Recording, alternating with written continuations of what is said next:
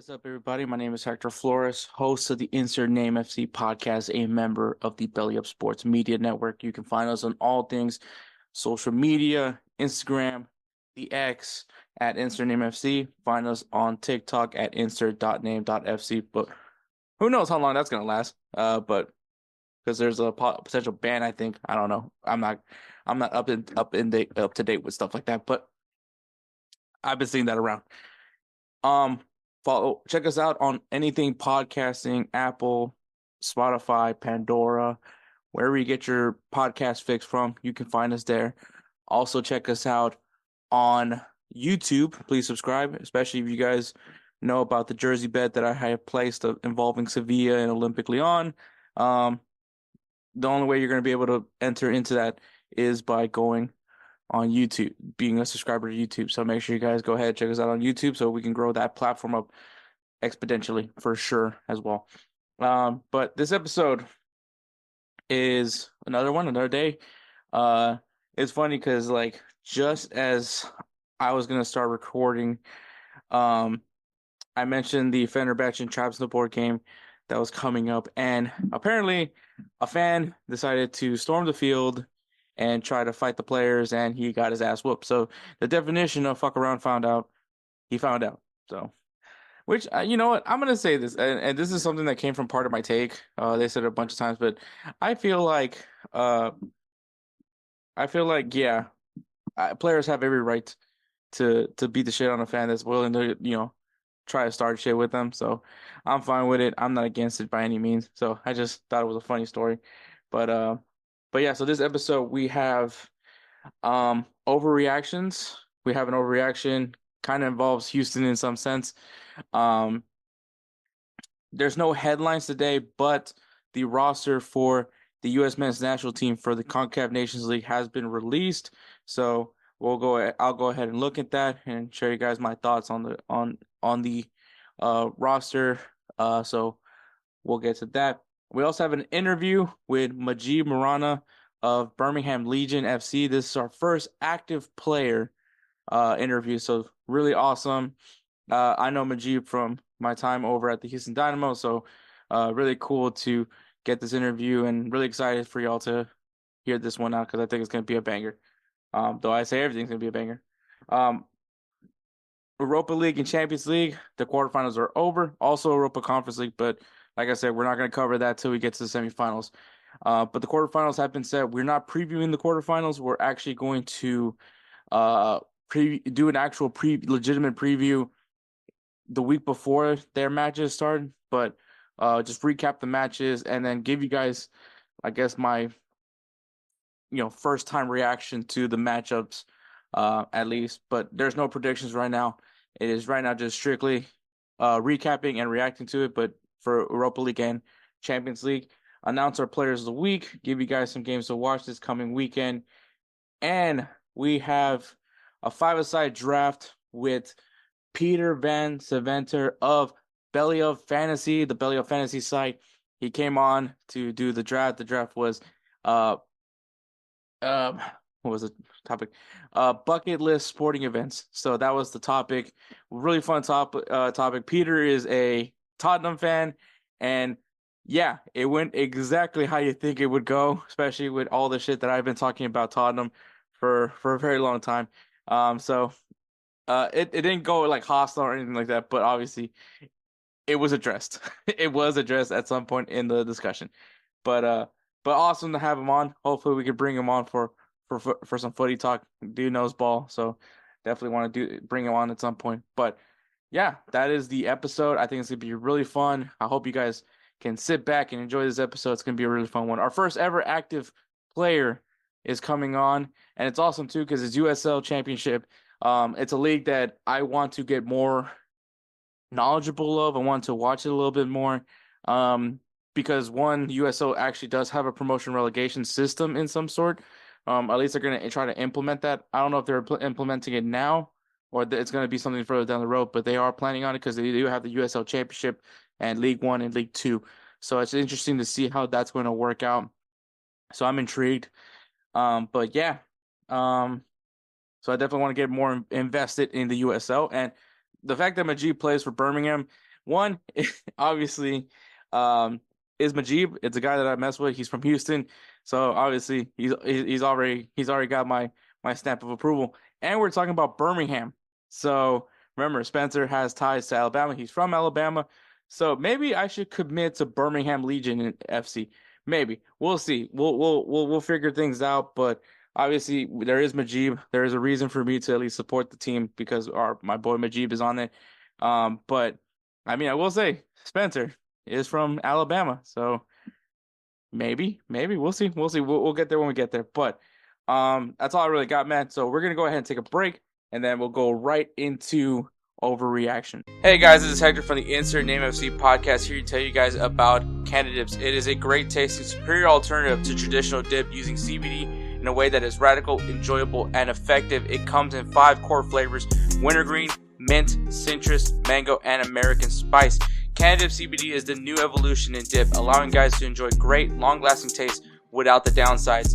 If you guys want to go ahead and try them out, use the code BellyUp20 at CanadaDipCBD.com. Once again, BellyUp20 at CanadaDipCBD.com, and you'll get yourself 20% off your purchase. Thank you again for Canada Dips for being a great partner of BellyUpSports. All right, guys. So overreactions, man. Hopefully you guys can hear me from where I'm at. Overreactions, man. So my overreaction for this past week, I'll just say past week. It has been announced. Let me make sure that this is accurate as well. Because it was announced that Tigres and Inter Miami will be playing in Houston, Texas for their Leagues Cup play. So that's where Tigres will be playing. So essentially, Houston will be the hub city for Tigres, and so they'll be playing. In their group, they have Puebla and Inter Miami in their group, and so they'll be playing Puebla in Shell Energy, and then because of Inter Miami being in this group, their matchup will be played at NRG Stadium. If you guys don't know NRG Stadium is where the Houston Texans play, so it's an NFL stadium. And being that the magnitude is, we're talking about Tigres, one of the biggest clubs in Mexico, and here in Houston, it has a very big fan base here. Mix that in with Inter Miami, which is basically the 2015 Barcelona with Jordi Alba, Sergio Busquets, Luis Suarez, and most importantly, Lionel Messi.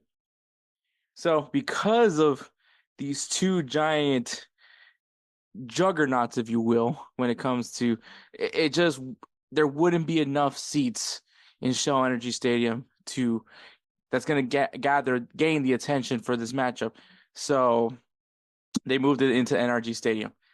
And I'm going to say this. There are certain Dynamo fans that were immediately not happy that another MLS team is going to be able to full pack, and I do feel very confident when I say this, pack a football stadium, an NFL stadium, versus, the current attendance of the Houston Dynamo. And when I think of this, I'm going to say this, and I'm going to say this as nice as humanly possible. This is not just some other MLS team. We are talking about a team that comprises of Luis Suarez, Jordi Alba, Sergio Busquets, and of course, Lionel Messi. So no, this is not just any other MLS team. This is a team that has Lionel Messi in it. Now, would have had garnered the same amount of attention if Messi wasn't in Miami? No, this would be played in Shell Energy Stadium. But because we're talking about Lionel Messi and how we have seen the Messi tour, the Messi mania, continue on here in the U.S., it's packed every single stadium. So yes, that's why it's garnered to be put in NRG Stadium.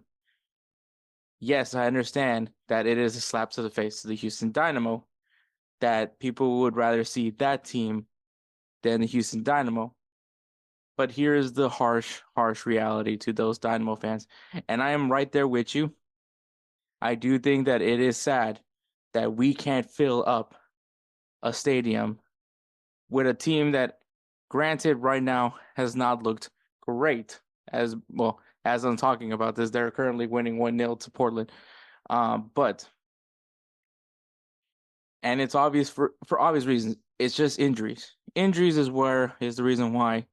And it's still early in the season, so frankly, I don't care. I don't care. Like I said, I don't care about standings until we hit after uh MLS All-Star break. But the thing is, this team is actually finally enjoyable to watch. And you guys can say that like the games that they have played have not been enjoyable, but I'm going to say that they have been, because the team is better defensively, and there's clearly something there. We're just missing key pieces, i.e., Hector Herrera. But, and of course, a striker would help at some point. But I am sick and tired of hearing this constant beating of a dead horse. The reality is, Houston is a soccer hub. There's a reason why Houston got approved to host World Cup matches. There's a reason why Houston's going to be featured in Copa America. There's a reason that Houston is one of the destinations for a lot of these international tours that some of these big clubs in Europe, do, because there's a clear soccer fandom here in Houston, Texas. The problem is, and I don't know why this seems to be an issue for some people, those fans don't care about the Houston Dynamo. They don't care specifically about the MLS. That's just the way it is. The Dynamo has not done, and I'm sick and tired of blaming it on the Dynamo. The Dynamo has no fault. The Dynamo is just there. They just exist. They have done everything that it has needed to be done. I'm sorry, but they have. They brought in Hector Herrera, which I think was a very good, smart signing because A, he's talented, B, he's Mexican, so we were able to at least gain attention from the Mexican market. And mind you, this stadium would not be fully packed, but would have more numbers had Hector Herrera been in the field. So that's one. But two, they've done the part. They clearly have improved the roster. The roster is better than what it was a couple years ago. They got rid of the shitty owners that everyone was talking about. They're gone. We have a new owner. So stop complaining. It's no longer on the Dynamo. They have marketed. Their marketing is actually impressive. The fact that they're able to use references from the city, the fact that they were the first, and I will stay on that island for as long as humanly possible. But they were the first Houston sports team to collaborate with the Houston Rappers. As a matter of fact, their marketing was so impressive that we started seeing Texans grab people from the Dynamo to help improve their social media, their social media department. So don't sit here and tell me that the Dynamo is the reason why things are like this. It is because people, frankly, don't care about the MLS. I'm sorry, but that's the fact.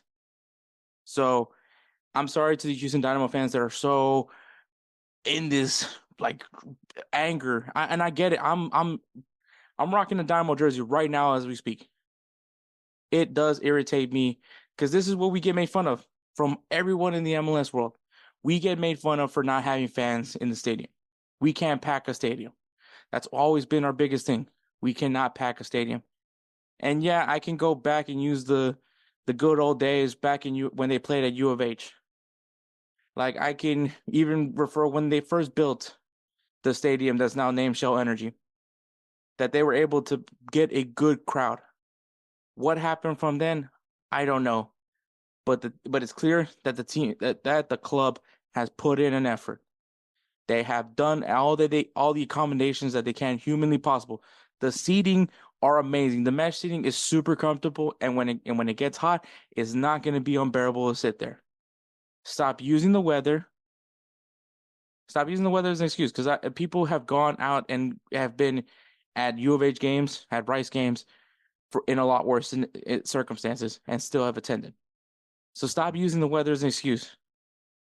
Stop using the time as an excuse. There's other ways to get there besides driving. Besides you driving, you can take an Uber, so you don't have to pay for parking. So stop with the excuses. The reality is that there's people that just don't care for MLS. And that is a big chunk of the Houston soccer fandom. They just frankly don't care. So once you guys can get that out of your thick skulls, that Houston simply doesn't care. Majority of Houston soccer fans don't care about the MLS. Because that's really the reality. That is the problem. That is the misconnection. It is not that the Dynamo aren't doing a better job. It isn't that the Dynamo aren't signing marquee signings. And honestly, the marquee signing crap is got to stop. It's got to stop. You're telling me that the reason why teams need to do to pack their stadium is to get major signings. When that I know that's completely false. Because there are teams that have great attendance that don't necessarily have that knockout punch marquee player. As a matter of fact, there's teams that don't even have a player like Hector Herrera with that magnitude of status. Not that they still pay. Atlanta United, great crowd. Do they have a player that's significantly as high statured as Hector Herrera? No. You look at Seattle. No. Pedro de la Vega is not at the same level as Hector Herrera. LAFC. I could do this all day. The reality is that there's a lot of people in Houston that don't give MLS the time of day, that they view the MLS as an inferior product, that they would much rather watch EPL. They'd much rather watch La Liga. They'd much rather watch anything else but MLS because they still think MLS is an inferior product. They have not given MLS the light of day. That is the real problem. So, it isn't a Dynamo issue. It isn't a Houston fan issue. It is the fact that there's people in Houston that refuses to even give it a shot. And honestly, I don't know what's gonna do it. I really don't know. I'll sit here and tell you, I don't think an MLS Cup would get Houston Dynamo fans, would get Houston Dynamo packed stadiums. I don't. I don't. And I don't think just because you sign a marquee player doesn't mean that that's going to guarantee you fans. It's not. It might get you a few full houses, but it's not going to get you everything. And the reason also, like I said, a big reason why there's a lot of people that don't go to Dynamo games right now is because Hector Herrera is hurt. That's their only reason to go watch Dynamo is to go see Hector Herrera. And he's not playing right now. So I don't know what the solution is. I'm not here to tell you the solution. I just don't know. I just know what the problem is, and it's just problem. The problem is still that there's people out there that doesn't take the MLS seriously, and that's why you can't pack the Houston Dynamo matches because we have seen Shell Energy Stadium packed. Whether it's to go see El Salvador, go see Honduras, go see Guatemala, whether it's somehow Mexico's playing in there. A Liga MX team is playing in there. So stop using the argument. The real reality is that there's a lot of soccer fans here in Houston that doesn't respect the MLS. And if they don't respect the MLS, they're not going to respect the Dynamo. So there's that. That is my overreaction. So I just needed to get that out of my system. But all right. We have the call-ups for the U.S. men's national team for the CONCACAF Nations League. There's too many tournaments now. So the matches will be Let me see. All right. The first semifinal matchup will be the first game, which is the semifinal, will be March 21st, which the U.S. will be facing Jamaica. March 21st, 7 p.m. Eastern time at AT&T Stadium in Arlington, Texas. You can watch that in either Univision or in Paramount Plus. And then the potential final will be March 24th, still in Arlington, Texas. So yeah, so that's going to be the international break this week. Um, so yeah, but so that is that's going on this week. This coming week is going to be the Nations League.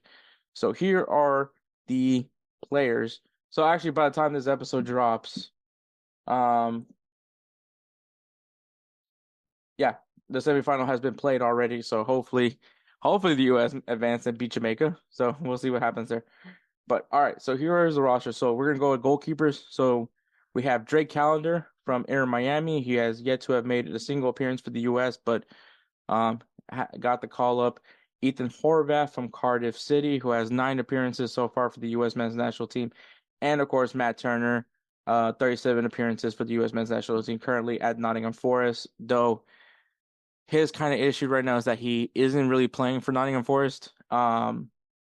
So he's most likely going to be the starting goalkeeper. The challenge would be, he's just got to make his time, still show his value there. For people that are probably wondering, well, about Gaga Slonina or Schulte or any of those guys, obviously U23 call-ups are also coming up, the Olympics. So because the Olympics is also coming up this summer, so I'm sure Gaga Slonina would be the starting goalkeeper for that Olympic team. So I think that it's important for him to gain some repertoire with the U23 team as much as humanly possible. So I'm actually all for him going there. Drake Callender, I mean, he's gonna be the third goalkeeper, so he's not really gonna play. The same thing for Ethan Horvath, even though Ethan Horvath has actually been playing since he went to Cardiff City. But I mean, Matt Turner, until proven wrong, it's Matt Turner at goalkeeper. All right, defenders, we have Serginho Dest from PSV Eindhoven, who has 32 appearances for the U.S. Christopher Lund from Palermo with 3 appearances for the U.S. Mark McKenzie from Genk with 13 appearances. Tim Ream of Fulham with 55 appearances. Chris Richards of Crystal Palace with 14 appearances. Anthony Robinson of Fulham, who's actually been doing great at Fulham this season, with 39 appearances for the U.S.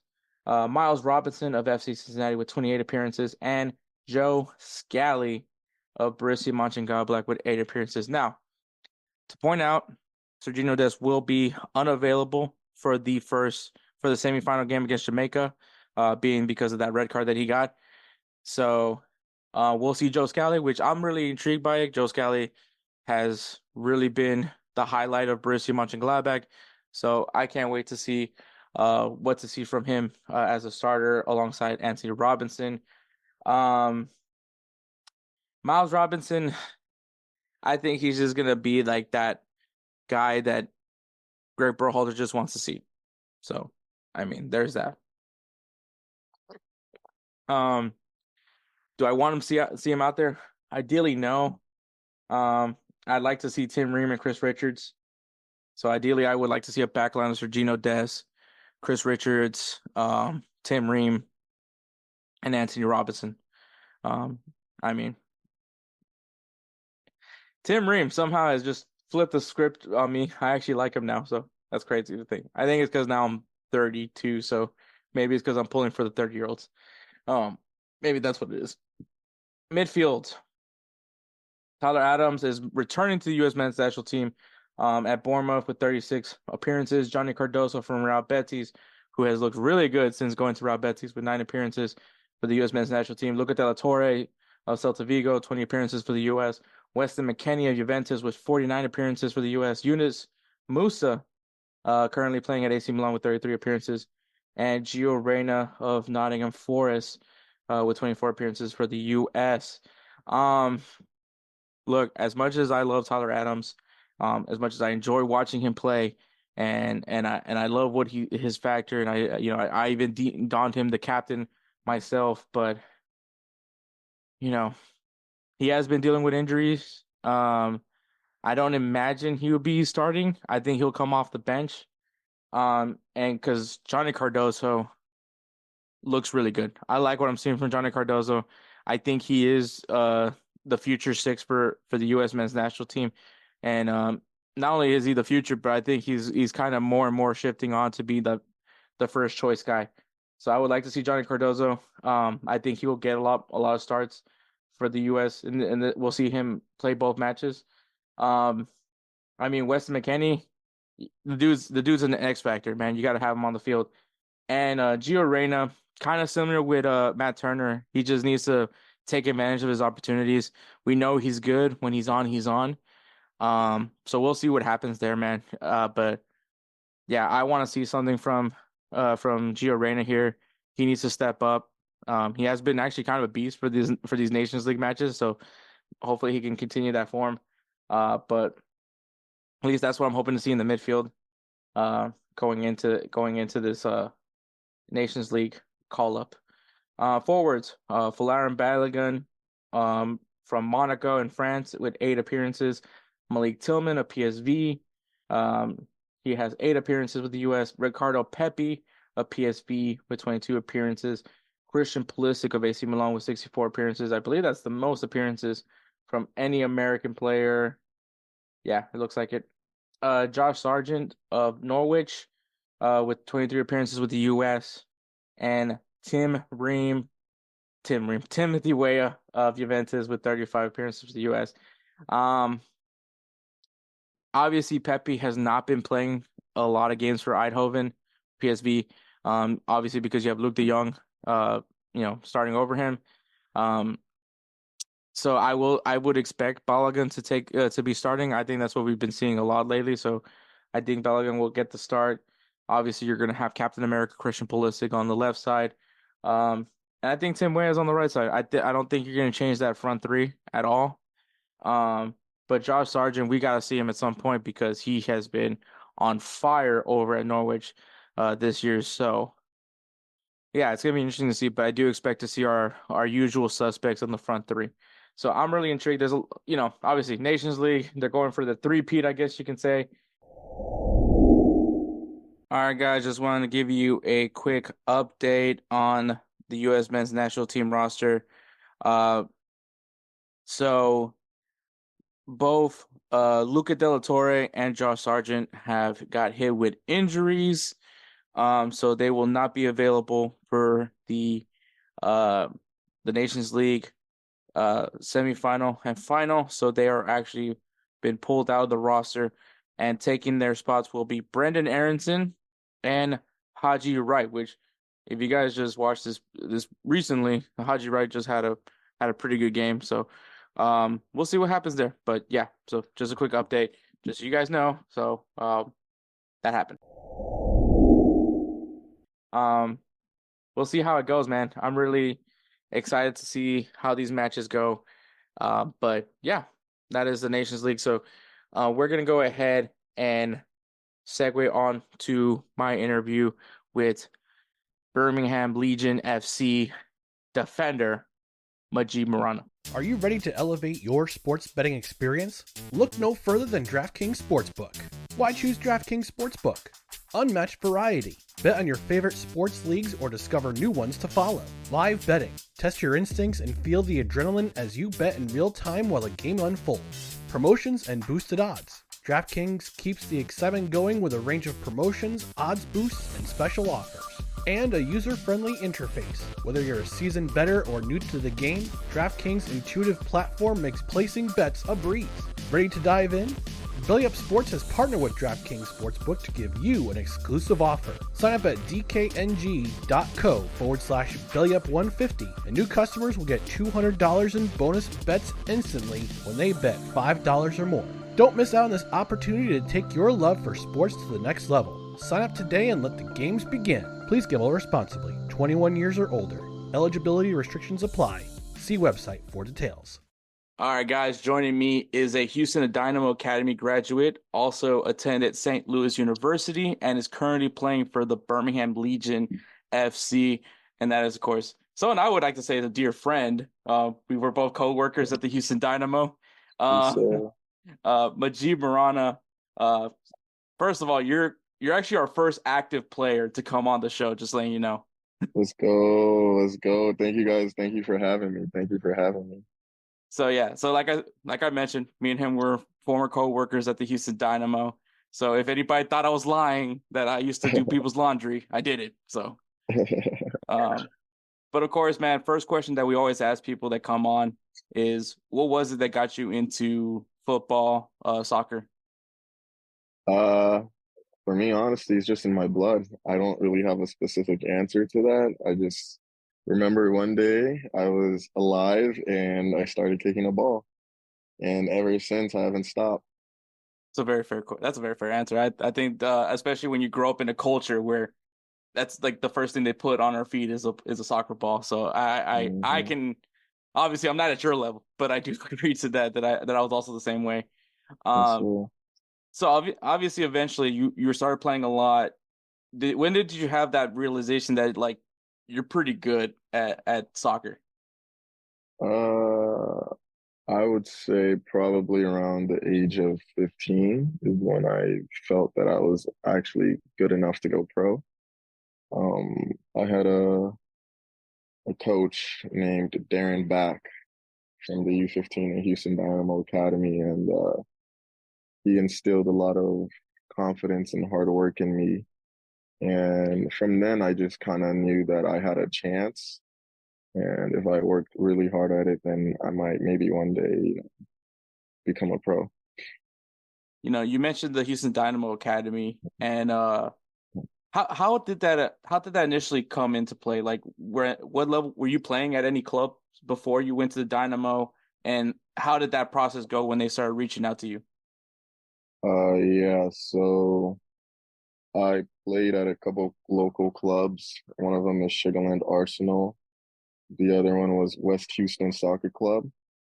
And my older brother, who was also in the academy, his team was pretty good. I remember they would play these like state select cups and like classic cups, and his team was pretty good. They like travel all the time, and eventually, all his teammates just started leaving the team, and we're like, "Why are you guys leaving the team? Like, we're so good. Like, why is everybody leaving?" And then we found out they were going to this club called the Houston Dynamo. So then my dad found out, oh, okay, everyone's going there and you have to go try out. So I think at the time, I don't know if they do it anymore. There was a program called a COE, or a Center of Excellence, and it was a 8-week trial. Um, so I did that 8-week trial, and from there I joined the academy at age 12, and the rest is history.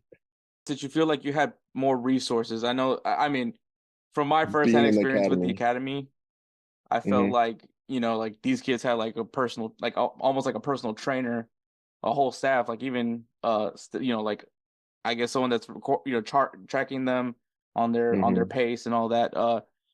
Is that like some things that you feel Um, like is an advantage over being at another club? Definitely. I think being in the academy system, it's definitely an advantage. I think it's more serious, than, being at a local club. I think there's benefits to both sides because you don't want to coach a kid too early or tell a kid to do too much too early. You still want to, make sure the kid is having fun. But for young players and parents that kind of know my kid has a talent, or my kid is like a very determined kid, I would definitely say push him in the academy path.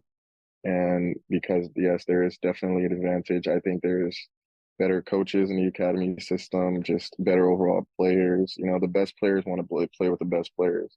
That's in Real Madrid, or every, like, in the top level, and even in U12 level, the best players want to play with the best players. So I definitely think there's an advantage.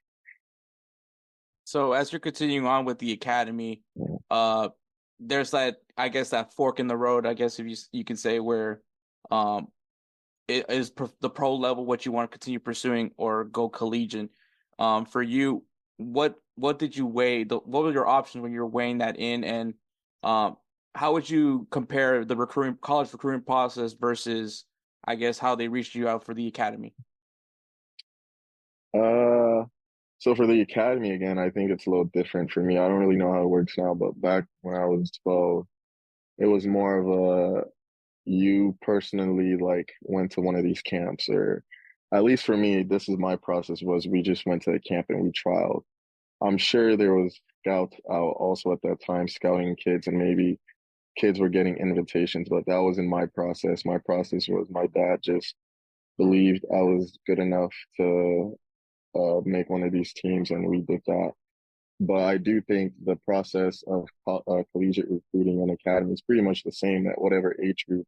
There's coaches everywhere scouting from the ages of from U10, U12 and up. And by the time we get to U16, U17, we have these showcases, which, you have these national team coaches there, or you have these college coaches there that come watch your games. And that's kind of how that process goes for, getting recruited and stuff. So I kind of think the academy process of getting recruited into the academy and college process is pretty much all the same.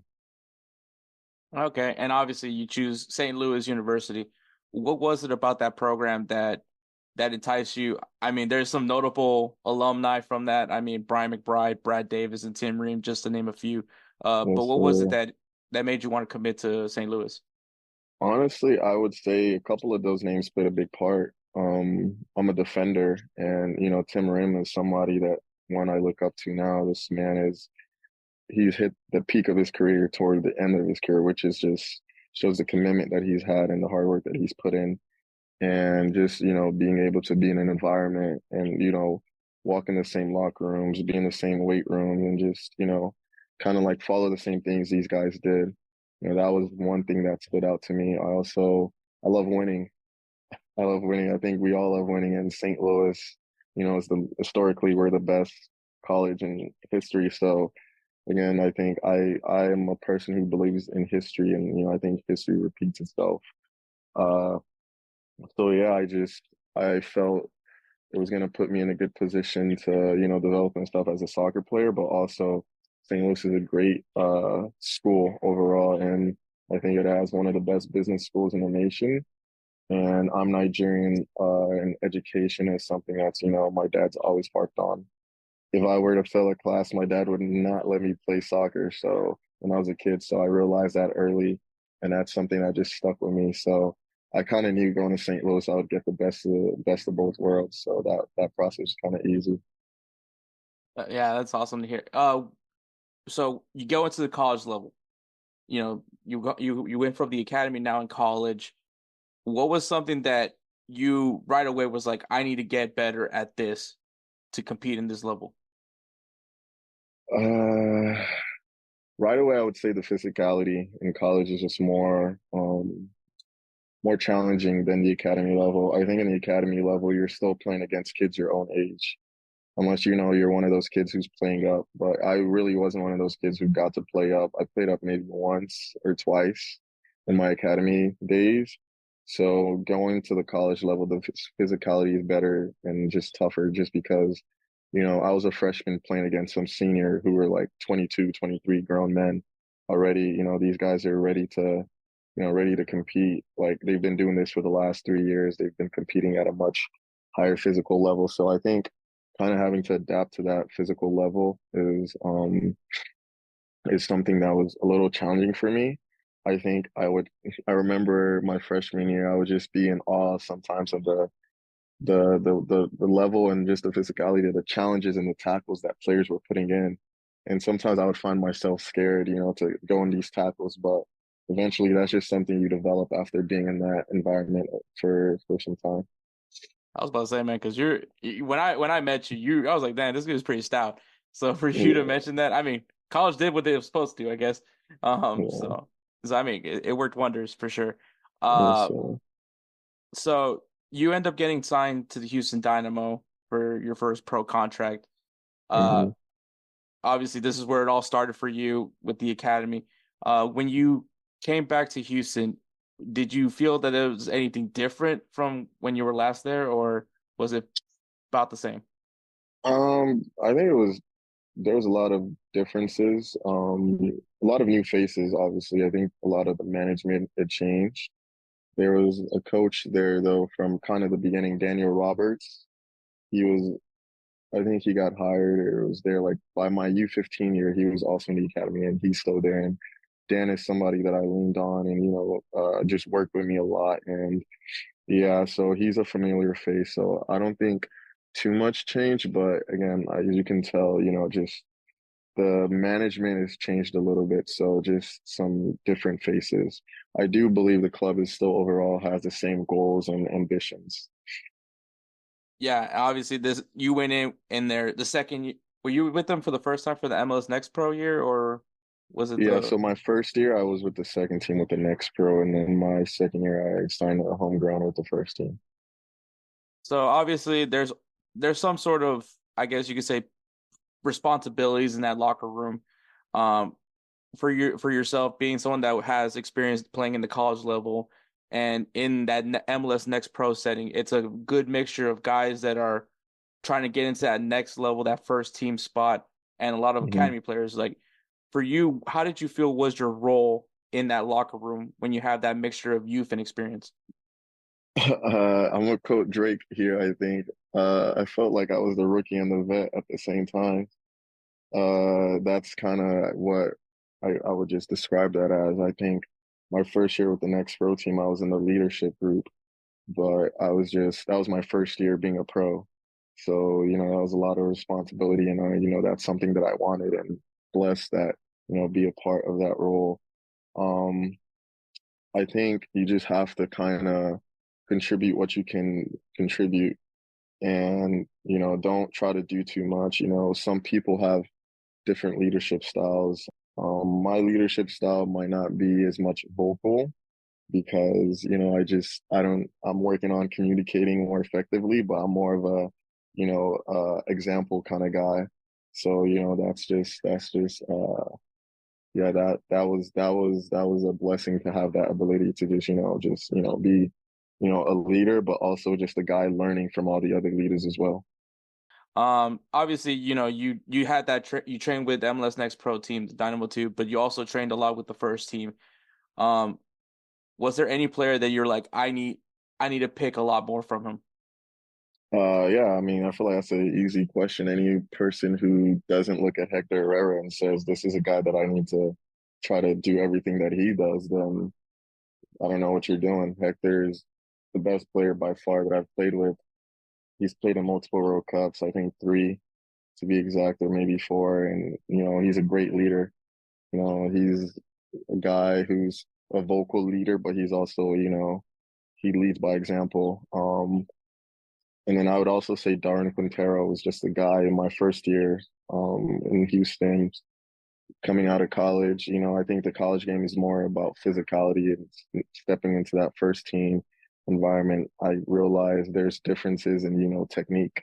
And Darwin Quintero's he's just a different kind of player. Yeah, shout out to Darwin. I forgot all about that guy. He was definitely a bright spot for the Dynamo for quite some time. Yes, Um, sir. so obviously you're no longer with Houston. Um, Tell me how Birmingham Legion FC came to be. Like how did they reach out to you? Was there any other options that were given to you, or was this the team where you're like, I like what they're doing here and I want to go here? I believe that me and my team, we were just, you know, thinking of how my off season would go. We put together a plan and Birmingham Legion was, kind of, the best option we believe for me and it makes sense in what I want to do in my career and where I see my career going. And, my team was able to get me a trial here and, everything else was history after that. So far, obviously, you just got there. It's a new team, new setting for you. Uh, how are you liking the atmosphere right now in Birmingham? I mean, you guys already got your first dub in the season. You guys are Yes, off right sir. now. But Mhm. what's the energy right now in that locker room? The energy is it's good. I think again, like you said, we got one dub, but one dub doesn't mean anything. It's only one game of the season. The season, but the most important part of the season is the end of the season. So just trying to focus and really build together as a team. Getting to know each other off the field. Just building that camaraderie that really makes the difference between the winning teams and the teams that don't win. And so far, my time here in Birmingham has been fantastic. Like I said, I'm a big city kid as I grew up in Houston, but kind of switching the vibe and just being in the nature and just finding value in new things. It's been a pleasure so far. That's awesome to hear. Um, you know, obviously you've gotten to go through so many levels of the game. Um, when you're thinking about that young aspiring youth player, what's hmm one word of advice that you would want to give to that player as they start their journey? Again, this is the most important thing, and I'll always continue to say is just believe. You have to believe in yourself. Um, if you don't believe in yourself, no one will. So that's the biggest thing I can say to young players, just believe in yourself. But don't be naive either. Just because you believe doesn't mean you're gonna make it. You have to actually work for it. So yeah. That's some really good advice. Um, Obviously you're still very early in your career, and I think this would be an awesome way to end this interview. Would be, what has been the best piece of advice you've gotten? Could be from a coach, could be from another teammate, could be from your parents. But what has been the best piece of advice that you've gotten so far in your career? Um, I don't know. I think that's a really tough question. I've had a lot of good coaches. I've taken a piece of advice from all of my coaches, but I think something that I would just say is just do the right thing, you know, just do the right thing overall. Again, that could be sleeping on time, watching film. I don't know, but yeah, just do the right thing. And that's something that I think you can apply to just off the field also. I think us as humans, we kind of know when, we're making the right decisions or when we're not making the right decisions. So I think if you can apply that belief or that saying to anything you do in life, then you'll have the key to success right there. That is perfect, man. Thank you so much for coming on, man. Yeah, Excited that you were the first player interview, first active player nah, we ever got to interview. yes, Um, sir. you're definitely one of the guys that I remember the most. I felt very welcomed whenever I first met you with the club. Obviously being a guy that doesn't know what to do when it comes to being in a professional setting. But hmm you guys, the vibe alone, just from you guys, the guys from Dynamo too, even from the first team, it was always welcoming, and I appreciate that you guys were always like that. From my time at the Dynamo, but all in all, man, amazing person. I am definitely gonna be one of your biggest supporters, man. I hope to see big things in your career, man. Yes, I'll be sir. rooting Yes, for sir. Birmingham Legion. Yes, sir. I'll be rooting for you guys. I'll be watching as much USL games as I can, Yes, for you guys, sir. and maybe one day I can drive to Alabama. It's not Yes, that far of a sir. drive. Yes, sir. Yes, Um, sir. might have a reason to visit Spencer at some point. Yes, But sir. thank you, Mujeeb. This is your time, man. I'm gonna give you whatever you want to shamelessly plug right now. What's going on in your career? Just follow me on Instagram, Mujeeb_24. Shout out to Houston. Be someone. That's something that I take very personal. And yeah, I love my city. As yeah, I love my city. And yeah, just thank you for having me on. And again, likewise to you. I just felt very welcomed from straight away from the first day that I met you. And I love, just being around good people and being around good energy. And that's, yeah, just like I said, the biggest thing I could say is just one, believe in yourself, but also just do the right thing. I appreciate that, especially with me constantly doing the corny dad joke of calling you Mo City Don. So, But I also had to say it at some point. shout out to speaking of Mo City, shout out to Hightower High School, man. I will say I went to a predominantly black high school and for me growing up, there weren't a lot of in the neighborhood that I grew up in. There weren't a lot of young black kids who played soccer. You know, who most of us play football or basketball. But hey, man, you guys give soccer a try. I know a lot of people didn't see the vision. You know, I could have played football or basketball, but soccer is just something I was had a passion for. So yeah, man, for all the people in Mo City, just one, I need your support, you know, come support the boy, but also, yeah, man, shout out Hightower High School. And yeah, man, I'm trying to, you know, put Mo City on in Fresno, Texas, and everybody in that environment. There's a lot of ballers out there, and I don't believe I've gotten anywhere close to where I want to be, but I'm definitely repping for the city, for Fresno and Mo City. So shout out to everybody back home. All right, man. The Mo City Don himself, Mujeeb. Thank you so much, man. We'll definitely be keeping track of your career, man. Yes, sir. Yes, sir. Thanks for having me. Righteous Felon Craft Jerky is the official jerky of BellyUpSports. For over a decade, Righteous Felon Craft Jerky has led the American meat snack revolution by concocting delicious, adventurous, U.S.-sourced jerky recipes for uncompromising carnivores across the country.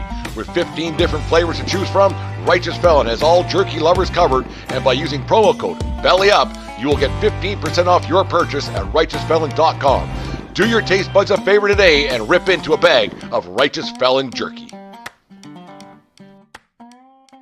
We are back here to talk the recap of the round of 16 for the Europa and Champions League. We're going to do Europa League first, then we'll do Champions League. All right. Yes, they have announced the matches for the quarterfinals. We will share who they are, but we will not preview them until we get closer to the quarterfinals. So that's when we'll do a whole preview. Maybe I'll even invite somebody on to talk the quarterfinals. Once again, for you guys that wondering about the Europa Conference League, we're not going to touch Europa Conference League. Well, not touch it, but we won't discuss Europa Conference League till the semifinals. So after this round, we will then finally talk about Europa Conference League. It's just some of the teams we're not going to be knowledgeable of, and I don't want to talk about them and not know who they are, essentially. And but we will have social media. You know, we'll still put a social media effort for all that, regardless of it. So we'll still post on social media the matchups for sure. But we won't talk about that. We won't talk about Conference League until we get to the semifinals. But all right, so we're gonna start things off with Europa League, and AC Milan eliminated Slavia Praha 7-3 on aggregate. It wasn't even close. Kind of what you expected. Benfica eliminates Rangers 3-2 on aggregate. First leg was a really tight 2-2 draw, and then Benfica is able to get the 1-0 victory in the second leg. So the matchup went exactly how I was hoping it was going to go, which was going to be a very tight, intense matchup. So I am very happy that it went that way. Villarreal, despite winning the second leg 3-1, are eliminated. They lost to Marseille 5-3 on aggregate. When you have a 4-0 victory in the first leg, it's hard to, the pressure is on the team that's down. And, last thing you want to do is give up a compromising goal to make things even harder, which did end up happening, and that's why Marseille is moving on. West Ham United, second leg, 5-0 shellacking over SC Freiburg. Going into that matchup, going to being down 1-0. So West Ham United and the boys, David Moyes and his lads, are continuing on into the quarterfinals. Atalanta beats Sporting. Let me verify that. Yeah, Atalanta beats Sporting 3-2 on aggregate. Atalanta, solid performance. I actually watched the second leg. It was very enjoyable. Lots of fun. Roma eliminates Brighton 4-1 on aggregate, despite Brighton winning the second leg 1-0. Once again, when you have a big lead, you don't really it's not much pressure on you. But I will say props to De Rossi, man. The team has definitely turned around after they fired Jose Mourinho and put him in charge. The team looks completely different. It's a different kind of energy in that club, and it's fun to see. Look, man, if you guys have ever had Jose Mourinho as your manager, you kind of understand. You understand what everybody else goes through. Anyone that has ever had a team that's been managed by Jose Mourinho. Is he a good manager? Definitely. But we also know that at some point you kind of need to move on from the man. But Roma, moving on to the quarterfinals. Bayer Leverkusen eliminates Karabag 5-4 on aggregate. The second leg, they were about to suffer their first loss in the entire season. And luckily, Leverkusen was able to get back together and win that game 3-2 and move on aggregate 5-4. And the last one, Liverpool, it wasn't even close. Liverpool eliminated Sparta Praha 11-2 on aggregate. Like I said, wasn't even close. So that is it for the round of 16. The quarterfinal matchups, like I said, so the quarterfinal matches will be taking place on April 11th and April 18th. So first leg April 11th, second leg April 18th. The matchups are Liverpool versus Atalanta. Very interesting matchup, but and like I said, I'm not gonna make predictions here, but Liverpool versus Atlanta, interesting matchup. But I think we all know who's gonna win that one. Benfica versus Marseille. I like this. It seems like it's gonna be a very even one, kind of similar to what happened with Benfica and Rangers. So I'm hoping that's gonna be a very interesting matchup as well. We have a little Italy crossplay, which come on, man, like. Well, I guess now we're in the quarterfinals. I guess it's not that big of a deal, but I would have liked to have seen these two face off against other teams. But AC Milan taking on Roma, so we'll see who moves on to represent Italy. Because there's 3 teams in Italy that are currently representing the quarterfinals, and we're gonna lose 2 of them from the quarterfinals. So at least there's a guarantee that there's going to be one Italian team in the semifinals if you're a Serie A stan. Bayer Leverkusen versus West Ham United. This is going to be interesting, obviously, with all the rumors spectating that Xabi Alonso will be taking over Liverpool. That Liverpool wants Xabi Alonso. I'm not going to say that he's going to take the job or not, but there's rumors that they want Xabi Alonso. Xabi Alonso has said that he loves it there in Bayer Leverkusen. Well, let's see how he does against a Premier League team. And I think would be a really good test against West Ham United. So we'll see how that goes. So those are the quarterfinals for the Europa League. Once again, the quarterfinals will be played April 11 and April 18. We'll do predictions kind of get when we're closer to there. So I would say expect the episode that drops on April 5th to have that preview of it. So just so you guys are well aware. But all right, Champions League. I know this is what matters more to you guys. So Champions League. Wasn't even close. Manchester City handles business. Wait a minute. There we go. All right. Oof. All right. No. Well, we'll wait on Man City. So Bayern Munich eliminates Lazio 3-1 on aggregate. Wins the second leg 3-0. Yeah, it was a stellar performance by Harry Kane. So yeah, Bayern Munich. Moving on. In PSG eliminates Real Sociedad 4-1. Hey, they moved on to the next round, so that's a positive for PSG. We'll see how it continues because obviously this is the last year we'll see Mbappe with PSG. We've been seeing them bench him. We've been seeing him get very limited minutes. So we'll see how that continues on, especially if they keep going deeper into the Champions League. But PSG moving on. Real Madrid eliminates RB Leipzig 2-1 on aggregate. This was a little too close for comfort, but obviously understanding the situation with Real Madrid. With obviously the injuries in the back line, no Thibaut Courtois. Once again, they don't really have a 9. So despite that, they're still able to win matches. But RB Leipzig, I think, hats off to them. Solid performance on their part.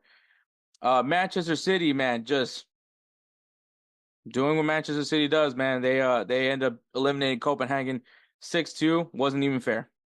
Wasn't even fair. That's all I gotta say. Wasn't even fair. Continuing on, Arsenal eliminates FC Porto in penalties. I'm not gonna lie to y'all. I had some Vietnam flashbacks of the Sporting match that when they played Sporting last year in the Europa League. But you know what? Arsenal gets it done. Went to pens, but hey, beggars can't be choosers.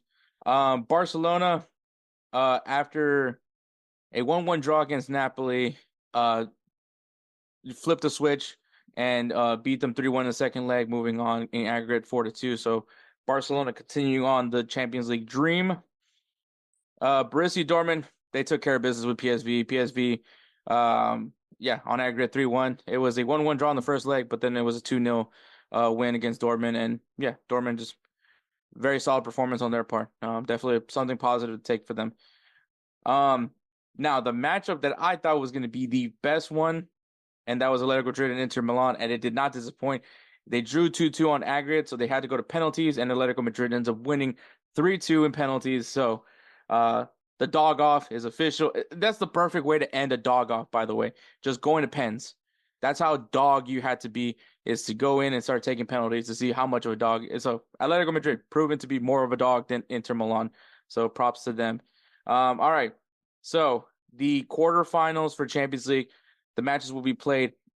The first legs will be on April 9th and April 10th.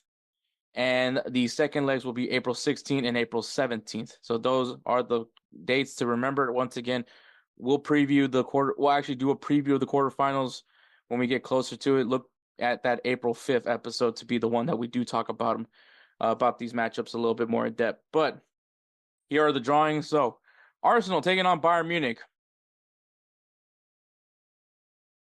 It just fucking sucks, man. I know this isn't the same Bayern Munich from before. I know. I get Vietnam flashbacks when I see this matchup. So we'll see what happens, man. Maybe this is a different Arsenal. This is also a very different Bayern Munich. So we'll see what happens. Harry Kane or Arsenal. That's going to be really this is honestly probably all that Bayern Munich has going for them now, because I don't see Bayer Leverkusen slowing down anytime soon. So the Bundesliga is probably out. They've been out of the DFB Pokal for a while. So this is literally all they got going for them. This is like Harry Kane's only shot at getting a trophy this year. So we'll see how they respond. And Real Madrid versus Manchester City.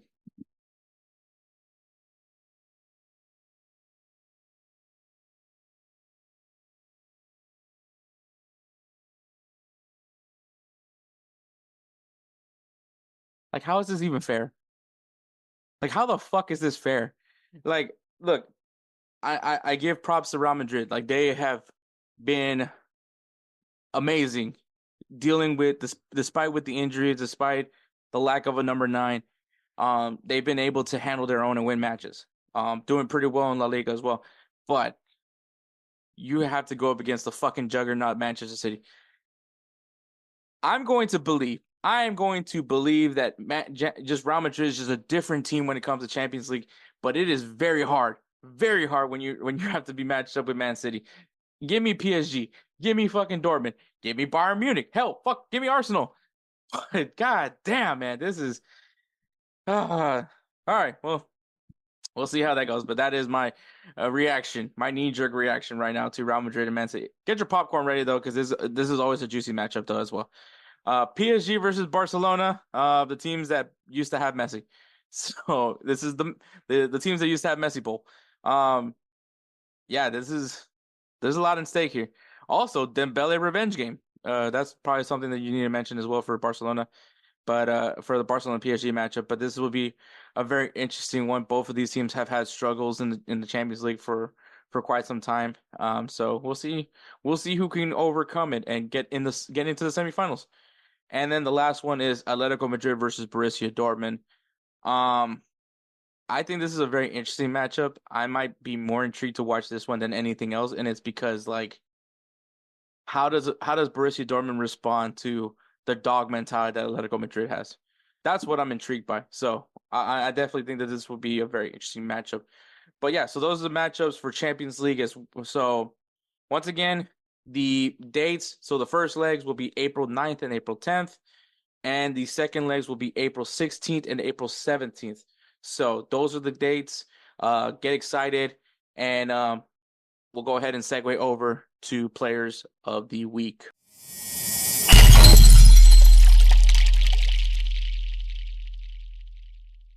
All right, guys. Players of the Week is brought to you by SeatGeek.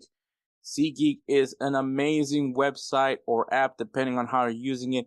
It is everything that you need when it comes to tickets, when it comes to live events, sports, music, theater, anything that is in a live setting. SeatGeek has what you need. It has a very easy grading system that involves colors. If it's green, that means it's a great deal. Go ahead and buy the tickets. If it's red, that means look elsewhere because you're going to find a better deal. And if you want to make things even sweeter for yourselves, if for your first time users only at SeatGeek, you guys use the code BellyUpSports at checkout, you'll save yourself $20 off your first purchase at SeatGeek.com. So thank you again, SeatGeek, for being the presenting partner of Players of the Week. Edwards' Player of the Week is Robert Lewandowski, who scored a goal and 2 assists in Barcelona's 3-0 victory against Atletico Madrid. And I'm sure Edwards is even more happier because now he's got another victory onto the singing bet table, which is getting a little tighter now. That draw really has bit me in the ass because now it's me and Edward trying to avoid being in that dreaded last place. But Robert Lewandowski came up big for him. And then my player of the week is Vinicius Jr. He scored 2 goals in Real Madrid's 4-2 win against Osasuna. I was planning on trying to give it to Federico Valverde because he did have 3 assists in that match, but I mean, it's Vinny, so I ended up giving it to him. So congratulations to Robert Lewandowski and Vinicius Jr. for being our players of the week. Make sure you guys use that code BellyUpSports at SeatGeek.com for your first purchase. Save yourself $20 off your first purchase at SeatGeek.com. All right, guys, games to watch this weekend. It's international break, so there's 2 things to know. 1, international soccer, which is always great. And 2, MLS doesn't care, so they're going to continue playing on. In NWSL, we got the Portland Thorns taking on Gotham FC, the best name ever in sports. And in MLS, we got St. Louis SC taking on DC United, and Sporting Kansas City versus the LA Galaxy. In an international break for Friday, if you guys are listening to this on Friday, we have Norway versus Czech Republic, Nigeria versus Ghana, Albania versus Chile, Netherlands versus Scotland, Tunisia versus Croatia, Spain versus Colombia. That's going to be juicy. And Argentina versus El Salvador. So Messi wants another shot at El Salvador, getting some more CONCACAF in his world. On Saturday, Denmark versus Switzerland, England versus Brazil, France versus Germany, and Costa Rica versus Honduras. So we got some heavyweight matches on Saturday. And on Sunday, to ease your way through the finale of that weekend, we have Ecuador versus Italy and Guatemala versus Venezuela. So some juicy matchups there.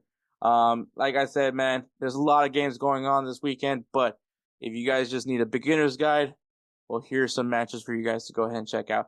So we're going to go ahead and take a break, and then you're going to go right into 5-a-side draft bucket list sporting events with Peter Van Seventer of Belly Up Fantasy. Let me tell you guys about BellyUpSports. BellyUpSports is the internet sports bar. Go ahead and check out their website, www.bellyupsports.com, to read some great articles from great writers all across the country, from hockey, baseball, golf, soccer, you name it. BellyUpSports is the premier, not your average website.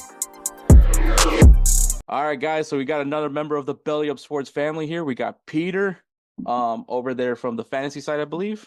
Yes, sir. Running the social on the fantasy side. A lot of fun. Can't wait to do this draft with you. All right. So this draft is going to be bucket list sporting events. So there's a ton of sports. Obviously, we're talking about BellyUpSports here. We cover everything when it comes to sports. And, there's got to be at least some sporting main event attraction that you definitely want to see at some point in your life. I definitely have some. And it's not just soccer related. So I'm sure that we're going to have some good ones here. So it's pretty straightforward. 5-a-side draft. Pick our top 5. It's a snake order draft. So, Peter, do you want to go first, have that first pick, or do you want to take advantage of that back-to-back picks? I want that back-to-back. I want second, third. I think I got some good ones. He's a fan. He's the fantasy side guy. Of course, he knows the value of the snake order draft. So, all right. So I'll start things off. I am a soccer podcast host. I should pick this one, and that is obviously the FIFA World Cup. Yeah, that was my 1-1 too. Makes too much sense. That's the easy choice. You have to take it. It's the most expensive ticket probably too. So yeah. Okay. So the 2 I would go with back to back. My first one, I think and I think this also depends is if your team is in it, of course, but I would say the Super Bowl. I think the Super Bowl is a once in a lifetime opportunity. It's, a big week of events. It's a lot of fun. It's, nights out, and then it's game day on Sunday. There's nothing better than seeing your team in the Super Bowl and hopefully winning it. So that's my 2. I would say it's better if your team's on it, but I would go even if my team's not in it. Oh, for sure. Yeah. No, that's definitely true. And then I think my number 3, and I think so I was gonna do a soccer one, but I don't want to do soccer because I think that it gets a little interesting if I said like the Euros, Copa America. It gets a little tough there. So I think my three, I would go the Masters. I think the Masters is one, it's a very exclusive event. No one, you really have to be on a list to get there. I think it's a lot of, it's they always show the Masters menu, the prices of the food and stuff. It's very cheap once you're there, and it's just a lot of fun, and there's really no experience like it. Yeah, and think about like it's after March Madness, and then you're able to relax and have and be in Augusta. So yeah, that's and you said very exclusive. Like you have to somehow have a seat in the table in order to be part of it. So I think that that's a major event that I would want to be a part of. Yes, sir. All right, so I just got into Formula One. Like Oh, I've been obsessed with this. yeah. Mainly because of Drive to Survive. For you guys that are racing snobs that maybe hate me for that, just hate me for that. But I'm gonna go with this race because I think it's really cool, and that's Monaco. Yeah, that's a great pick. I was looking up some like because obviously the major sports, but I think honestly it's the sports that aren't as major, that have the coolest events because there's such a different culture compared to like an American sport where it's like very fundamentally the same throughout. These foreign sports a lot more fun, different cultures. You divulge yourself in there. I think it's a good experience. I love that choice. Yeah, and then I'm gonna come back to America. I'll finally pick something American, and I mean, obviously, we know what sport is king here in this country, and one of the funnest rivalries, at least I think it looks like it as an outsider, would be Michigan Ohio State. Yeah. Yeah, that's a great choice again. I love that pick. So Okay. So I got a rivalry for you. And this, I think this is a rivalry that everyone would want to go to. I think that when you think of soccer, you think of these two teams, El Clasico. El Clasico has to be up there. It's I knew I had to get a soccer one in there. I don't think that it would have made sense to put the Euros or Copa America in there because you just can't compare that to the World Cup. It's just mhm. not the same. El Clasico is something different. It's the Galacticos taking on Barcelona, taking on the Catalinas, if I'm not mistaken. Yeah, Catalinas, if I'm not Catalonians. mistaken. Yep. Catalonians, sorry. But it's just such a great rivalry, especially you look through their history. You see Messi and Ronaldo, but even further back, you see Figo on Barcelona changing teams to go to Madrid. You see Ronaldo changing from Barcelona to go Madrid. You see Johan Cruyff back in the day on Barcelona. There's just so much rich history there. And I think that is, I mean, they hate each other. There's bad blood. They make it known there's bad blood. I think that's a great rivalry. Yeah. And then, yeah, if Especially you as I'm a Madridista, that should have been something I would have mentioned, but I mean, no, that's a solid pick. It's definitely me and Edward's bucket list of what we want to do eventually. yes, no, it's a great time. And then selfishly, I was thinking the North London Derby just because I'm a Tottenham fan, but I don't think that's nearly as close to El Clasico, sadly. But if I had to give my number four, I think I would go an event. I want to get out of professional sports for a second. I really think the Final Four is one of those experiences that you'll never be able to have in your life because your college team, especially if your team from college makes it, they might never make it again. I remember my friend, his freshman year at South Carolina. It was when Sindarius Thornwell was on South Carolina. Hmm. They made a crazy run, I think, as a 7 seed. I believe they beat Duke in March Madness in like the Sweet 16 or something. Don't quote me on that, but it was an amazing run.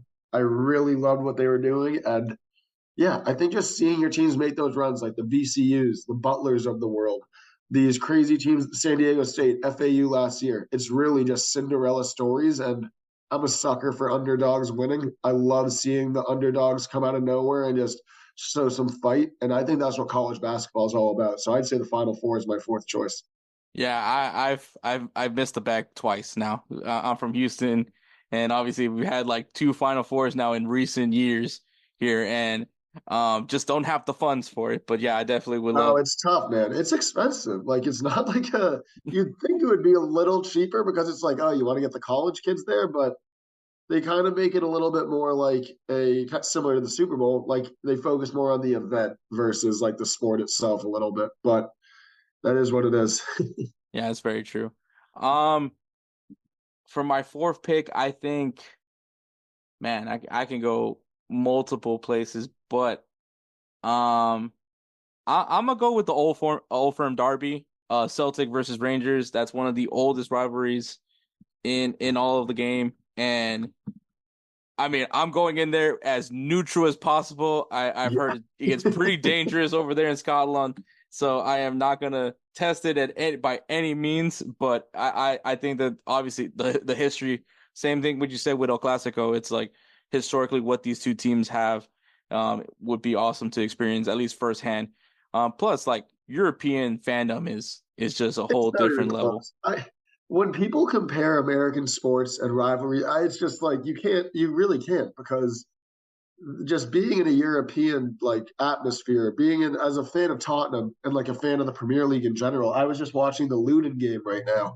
It's crazy. Like those fans are in the tightest packed arena in the country, and they're fighting for their lives to stay out of the relegation battle. That's why it's better, because there's no tanking in Europe. There's never going to be a team that's trying to lose to get a better pick. It's like you go down, you might be down there a while. Like my friend, again, Leeds United fan. They got relegated last season. They're fighting for their lives to get back up to the Prem. And if they don't do it this year, they're going to lose everyone, and then they're stuck in that cycle for a little bit Hmm. now. And the passion they have for their towns, like they never like just choose the best team. They choose where they're from, what makes them proud, and they embody and they do anything for that badge. So I love that pick. Yeah, and then my last pick, I'm gonna go with the Olympic Games.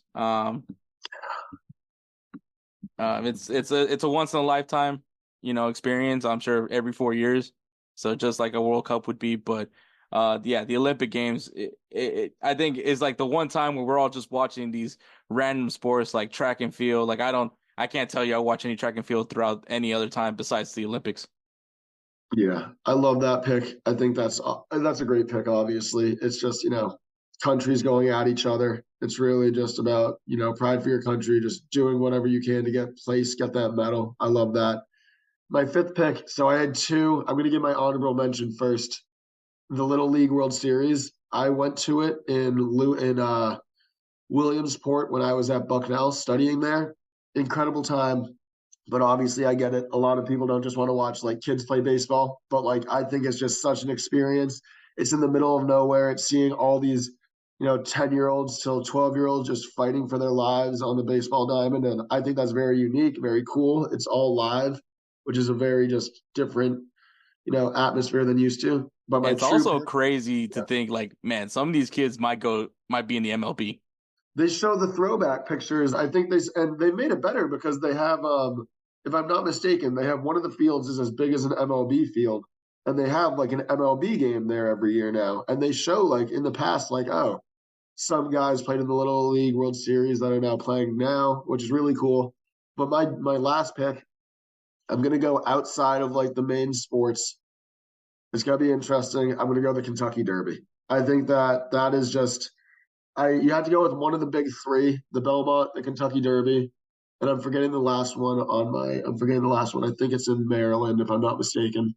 But the Preakness. Sorry, I really love just horse racing. I love how everyone gets into it. People get dressed up for it. It's really for everyone. It's not just for like the avid sports fans. It's for people that are just love a unique, exclusive experience. They really want to just be like a little they want to be different for the day. They don't want to just be their usual selves. They don't want to be casual. They really want to take it to the next level. And I think the Kentucky Derby is perfect. It's the fastest, like 2 minutes in sports. It's awesome. I love the Kentucky Derby. It's an amazing experience. I would love to go to that. Yeah, I like you just said like with the pageantry. I think that overall is just like really awesome. Um, I think an honorable mention that I would probably say is kind of going outside the sports Yeah, of is course. I mean, I guess you can't say it now, but I mean, back in the day, I would say it'd be really cool to see like a heavyweight boxing match. Yeah. Back in the day, probably not now anymore. Like if to go back in time to go see, George Foreman versus Muhammad Ali or something like that, that would have been. Yeah, for sure. It's a little different now when it's just, and hey, they would knock me out, pardon my language, but I don't need to see Jake Paul. I don't need to see KSI. They knocked me out, but like I don't want to watch that. That's not boxing. Like, give me the MMA over that. Even recently, like as you said, back in the day, it was much more intense, much more fun. Just the other weekend, if I'm not mistaken, Anthony Joshua knocked out Francis Ngannou. No one really talked about it. Like I found out that, and again, this might just be me because I'm not following boxing enough, but I found out like the day before they were boxing. And it's just like back in the day when it was even like, Floyd versus Pacquiao back in the day. And that was like the last big boxing, I would say. Because obviously McGregor fought, but he's not a boxer. Like that's so like, but back then, like it's just so much different now. And I just don't think people care as much about boxing like they did back then. And it's unfortunate. Yeah, for sure. But all right, so that is the draft. I think this was a really fun draft, just talking about the different sporting events, of course.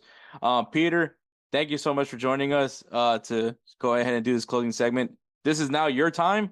This is where you can shamelessly plug whatever you want to plug for yourself and for Belly Up Fantasy. Yeah, no, for sure, man. Just want to say thank you for having me, Hector. Love it. Just please, everyone, if you want to, follow some fantasy advice, follow some gambling trends, follow just what's happening in the world of sports, Belly Up Fantasy, we got you covered. It's going to be a big March Madness coming up. We got a bracket that we created. There's going to be some fun prizes there. I'm going to tweet out the link from the Belly Up Fantasy account. You guys should definitely hop on in, join in on the fun. There's nothing like March Madness. Truly, you don't need to be an expert on college basketball. You don't need to start watching until the day of the tournament.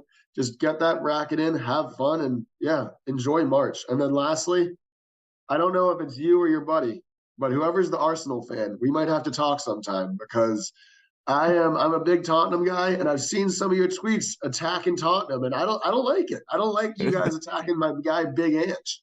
That's me. I don't like it. I'm not a fan of it one bit. Like I'll say this: Arsenal has some good players. I respect Declan Rice a lot. Odegaard, I really love. You guys need to get a number 9. I don't know who that's going to be, but you guys got to get that number 9 position figured out. Yeah, that's definitely something I've been complaining about. It's definitely not Gabby Jesus, that's for sure.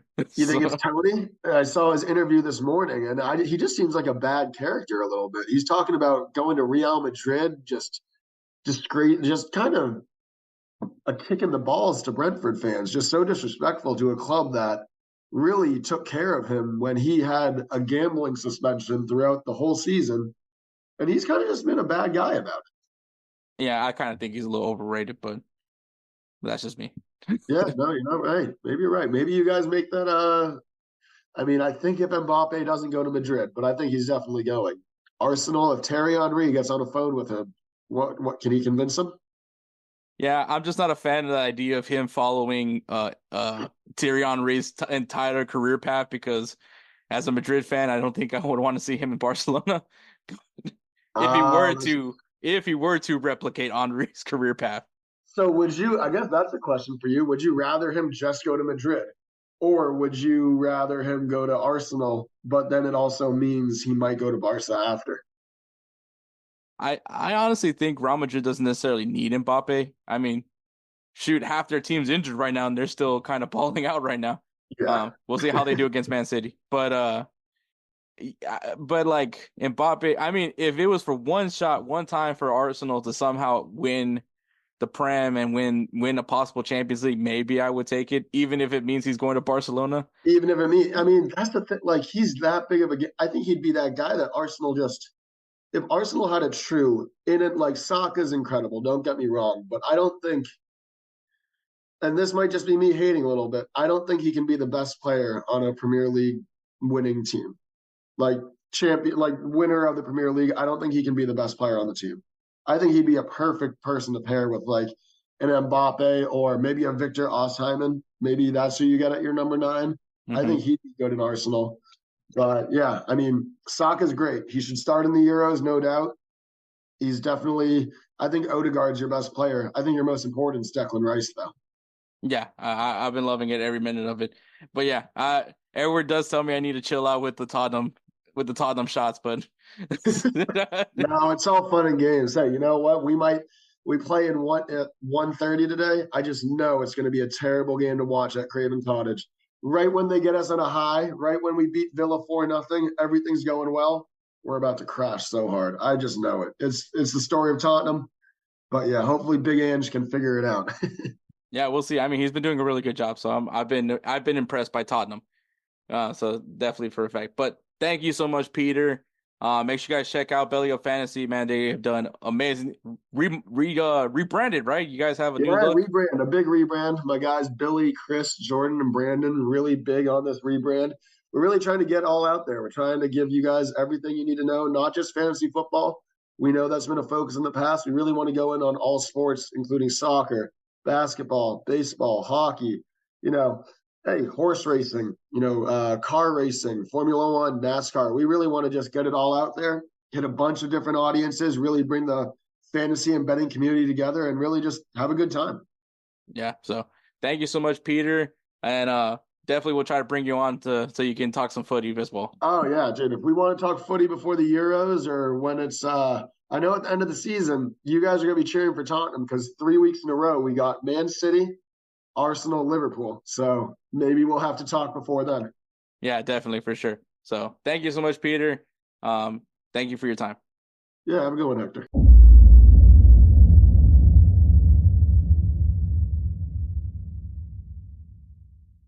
All right, guys. Thank you so much, Peter, for coming on.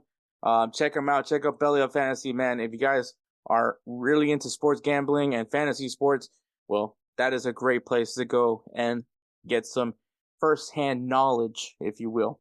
So go ahead and check them out. Also, check out BellyUpSports.com, man. It has articles across all things sports. So check them out, BellyUpSports.com. Follow them on Instagram and X at BellyUpSports and at BellyUpMedia. Also at BellyUpFantasy. So you guys are in the know what's going on at BellyUpSports. Shout out to GolzTV, Jose and them. They have been doing an amazing job with that platform. If you guys don't know, GolzTV is basically your one-stop shop of all things American soccer content. So if you guys want to know the Americans' perspective, maybe you're an MLS fan and you don't find coverage on your team, well, it's going to be there on GolzTV. If you're just an MLS fan in general, there's going to be MLS content. You'll see me there every once in a while over there with Wake Up MLS, and maybe I'll pop my head up with Yanks of the Round Table. 2 really great shows from original shows for GolzTV. So go ahead and check them out, golz.tv, golz.tv, and follow them on Instagram at golz.tv. Once again, at golz.tv, and on the X at golz_TV. Lots of great content. Lots of great content. Once again, you'll see me there every once in a while, so go ahead and check it out. And of course, man, shout out to Spencer, bro. Spencer is just the best. I reached out to him, last week to make a beat for a Dragon Ball Z theme beat for in honor of Akira Toriyama, and he said, "Say less." And bro, just keeps bringing out the fire, man. It is awesome, what he does for the show. So if you guys need some beat work done, man, hit up Spencer on Instagram at thatguydope. Once again, at thatguydope. Just send him a DM, tell him that you need some beats, and he'll take great care of you like he always does with us. So that's all I really got, man. Thank you so much for Mujeeb to come on for the interview. Thank you to Peter Van Seventer for coming on to doing the top 5-a-side draft. Thank you to BellyUpSports and everybody. Thank you for listening. Catch us next week for episode 168. Take care, guys.